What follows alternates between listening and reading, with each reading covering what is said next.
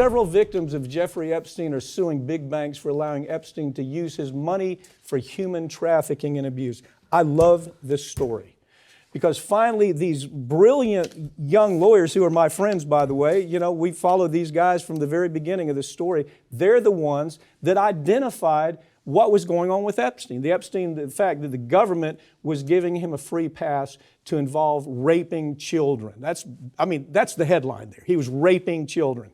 So here, what these guys have done is they've said, we're going to step it up a little bit. We're going to say the banks were involved because they enabled him. Talk about it just a little bit. Yeah, what happened was Jeffrey Epstein had basically triggered all of the red flags that banks have in place to identify things like human trafficking or money laundering. He triggered all of these red flags. But instead of doing anything about it, what he did was he brought him on down to his little Epstein Island, down to South Florida, and said, listen, I know there's some issues here. Go meet with this young girl. She's going to give you a massage and whatever else you wanted. And that's the story the young women are telling right now. Of course, they're doing it anonymously. They're very afraid of what could happen to them. But they're implicating some of these big executives at these banks, some of the big wigs. And they said clearly in this lawsuit, Epstein brought them down to keep himself untouchable, to make these deals. Well, okay, so let me talk about the deal. The deal is you bring somebody from a big bank, right? And you say, I have billionaire friends, and I can get you their accounts, or I can make their accounts disappear if I want to.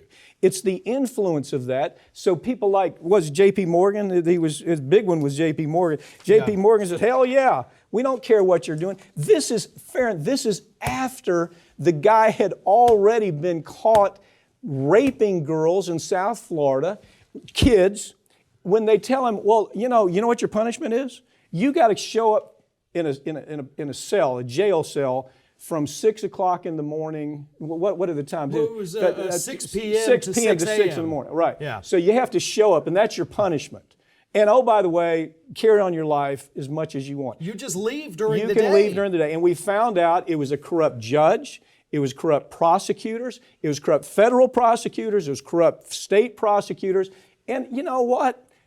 Nobody paid any attention to it. Nobody went to jail over that, you see. Yeah. And so then we find out, well, no, this is a lot more serious than that. But the banking part of it, these guys, like I've always said, there's some money that's too damn expensive. Not for these guys. These guys were willing to push it to the limit so they could get another account, right? Well, it's like we've talked about with these banks in the past and other banks. They'll launder money for terrorists. They'll launder money for human traffickers. They will do whatever it takes to put more money in their pockets. Yeah. They don't care about the red flag laws they have in place. Those are only basically customary. Depends on who it is. If you're a low-level, nobody, they'll pop you for it. If you're a Jeffrey Epstein, you'll get invited down to the island. DOJ has done nothing meaningful in this case. Right. They have a list of who they could go after.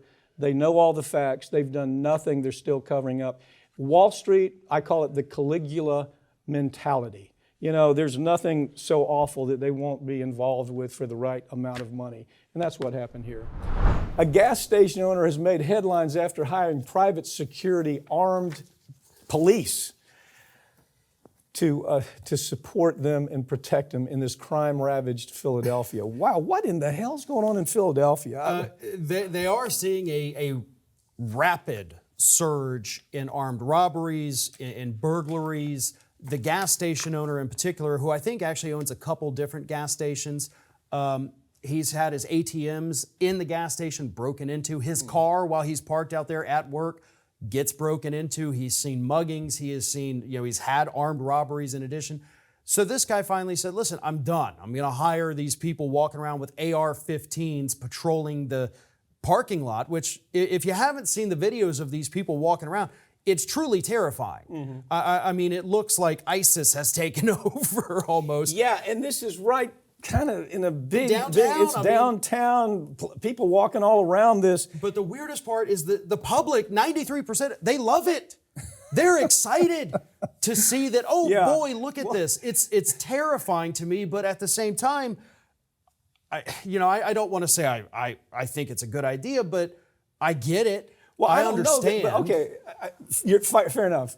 I don't think it's a good idea. That's your position. My position is if they don't do something, you can't do nothing. Yeah. Obviously, the politicians don't have a clue. It's just like Chicago. I mean, that mayor running Chicago, what if she has 50 shootings every week? I mean, that's kind of, at some point, you have to say something's wrong here. I think they're looking in the wrong places. There are, all these recalls for these prosecutors that were appointed that Soros was behind. George Soros came in and had all these prosecutors appointed or helped him win elections, and they're not prosecuting anybody. The problem that's arising out of that is the police are saying, well, why should I even make an arrest? Well, see, that's where my attention goes to, these police, because the gas station owner himself says, listen, I've called the police. They're not doing anything. They're not showing up. And this is something that we do see across America.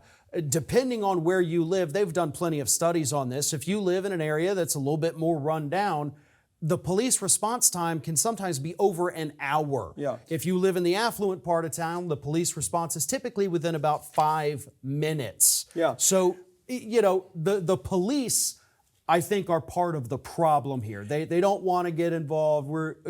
It's easier to take down a 15-year-old carrying an ounce of pot than go deal with an armed robbery. There's simply cities in the country that this is what they look like. I mean, this picture up here is how they're presenting at these places, gas stations. That's what they look like. And I think what you're going to find is you're going to see it in LA, you're going to see it in Chicago, you're going to see it in New York, you're going to see it in Philadelphia. And the problem is you feel like you're walking into a third world country. When I travel around the world, I'm used to seeing this maybe in the very awful parts of South America or wherever I might be. There's parts of Africa where you walk through the airport and everybody, they're lined up like.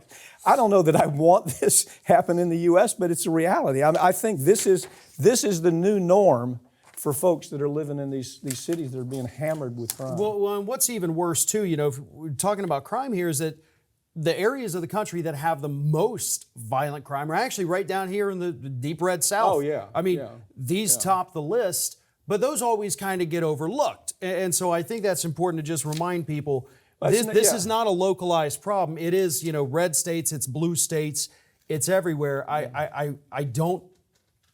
Look, I wouldn't stop at a gas station if somebody's outside with an AR-15. I wouldn't drive down that street ever again. I'm just telling folks watching this, get ready for this. This, if you're living in a place like that, this is what. There's no business owner that's not going to say, yeah, I got to do this. Because what's at 50 in Philadelphia, there's been a 50% increase in violent crime at places like gas stations, in stores where you think you can just shop without any problem. Not anymore. It's an unpleasant reality that I think a lot of people watching this may be mad to hear about it, but folks, it's the reality we live in. It is.